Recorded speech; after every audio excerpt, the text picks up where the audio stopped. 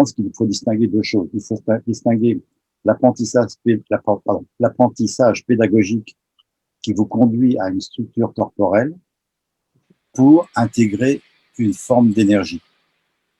Cette forme d'énergie qui est en communion avec les techniques de la façon dont elles sont pratiquées. Et à partir de ça, vous avez donc une possibilité de concentration, concentration d'énergie en un seul point. Donc ça veut dire qu'au départ, vous avez quelque chose qui est carré, et puis vous coupez les angles, et puis à force de couper, vous arrivez à un cercle. Et une fois que vous avez le cercle, il faut le remplir, faire une sphère. Ce qui veut dire que quand on étudie les mouvements de base au départ, on structure la forme et le corps pour pouvoir en faire un réceptacle. Donc en fait, Taino Henko, par exemple, consiste, Henko, c'est variation, changement. Donc il y a changement de pied qui passe de l'arrière vers l'avant, il y a changement de direction, il y a transfert du poids, mouvement du centre de gravité et changement d'orientation. Toujours en relation avec la force adverse.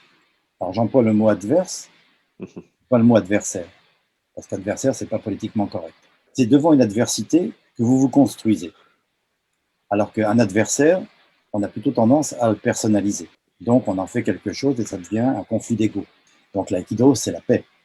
Alors ça, c'est une phrase courte, mais dans son enseignement, et ça je le pense sincèrement, c'est-à-dire que la paix, c'est un état. La paix, c'est un état, et cet état vibre à une certaine fréquence. Donc ça se traduit dans les techniques que vous appliquez également.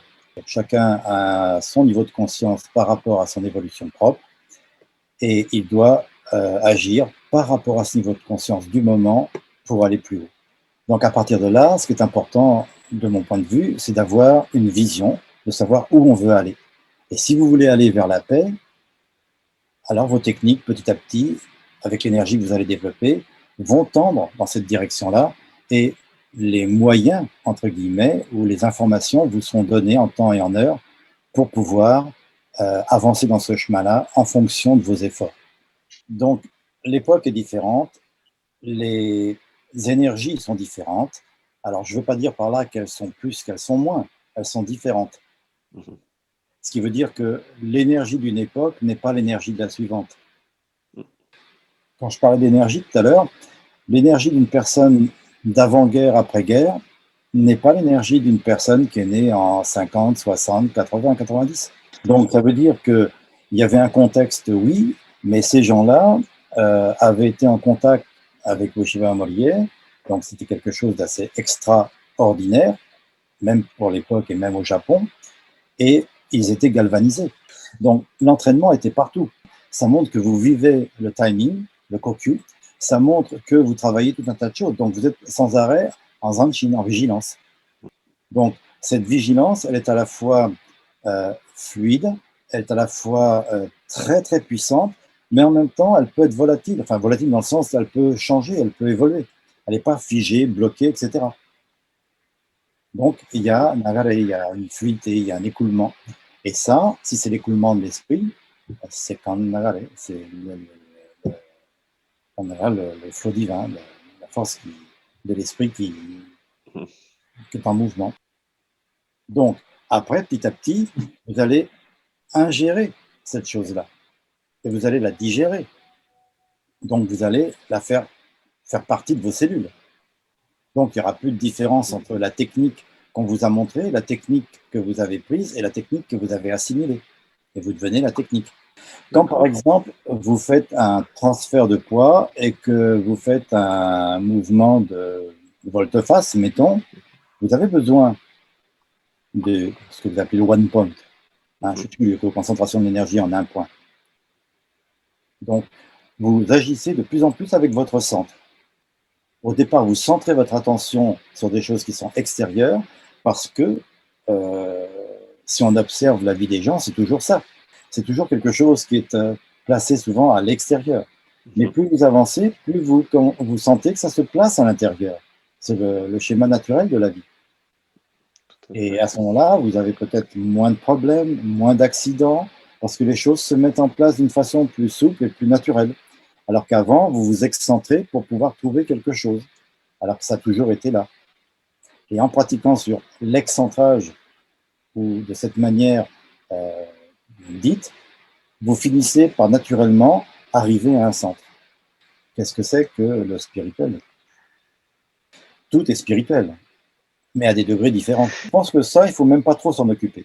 C'est-à-dire que quand on parle de spirituel, on s'éloigne de soi-même, à moins qu'on soit une personne qui naturellement ait ses dispositions, et là, bon, il n'y a rien à redire. Mais je veux dire que quand on parle de spirituel alors qu'on n'a pas franchi le physique, ça servira à rien. Parce qu'on est avec un corps physique, on est dans la matière, et on est venu volontairement ici pour évoluer. À partir de là, si on ne s'utilise pas son corps physique pour justement en voir toutes ses possibilités et en même temps ses limites et en même temps pouvoir les dépasser, à ce moment-là, le corps physique n'a pas grand intérêt. Donc on va se focaliser sur quelque chose qui est en fait abstrait. Bien que l'esprit soit concret, ça devient une abstraction. Donc la priorité, c'est, je pense, partir d'où on est. Partir d'où on est, ça veut dire à la fois physiquement, mais au niveau de la conscience. Donc il y a des gens, pour eux, la spiritualité sous cette forme-là, ça ne les intéresse pas du tout. Mais ça ne veut pas dire qu'ils ne sont pas spirituels. Ils sont spirituels en essence, ce n'est pas le moment de le manifester. Donc tout est spirituel, si on le prend de cet aspect-là. Tout est spirituel, même le cloisonnement est spirituel. Ça correspond à un niveau de pratique, mais si on s'y attache, si on s'y enferme, alors on devient pris et dépendant de ça. Comme on devient dépendant d'une école, d'un nom, comme on devient dépendant d'une structure, comme on devient dépendant de tout.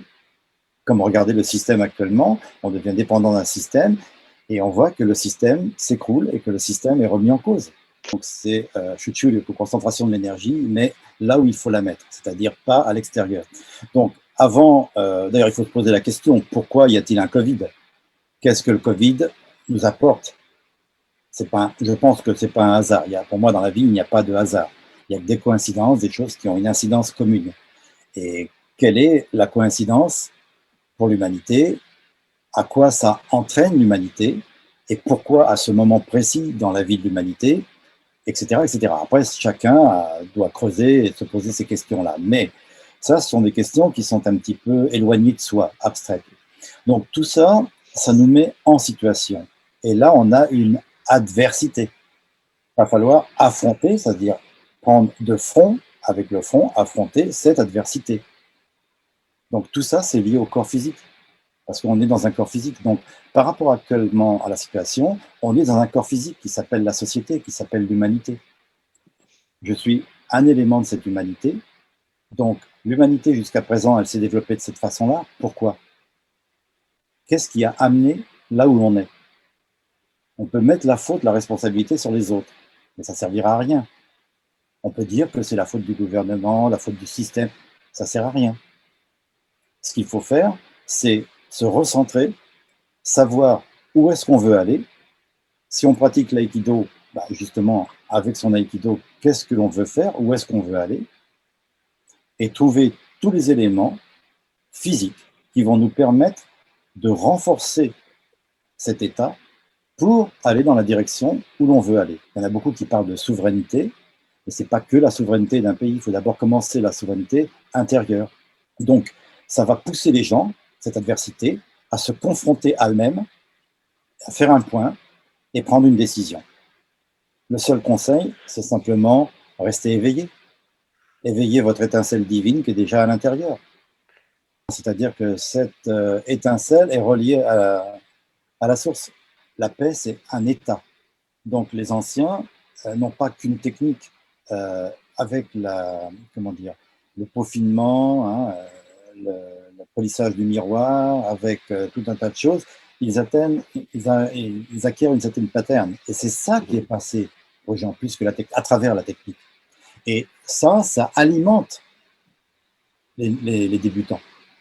Et les débutants, même s'ils ne le prennent pas consciemment, inconsciemment, leurs cellules l'ont prise. Ça se réveillera peut-être 30 ans, 40 ans, 50 ans plus tard. Mais les graines sont déjà là. Donc percez et vous verrez.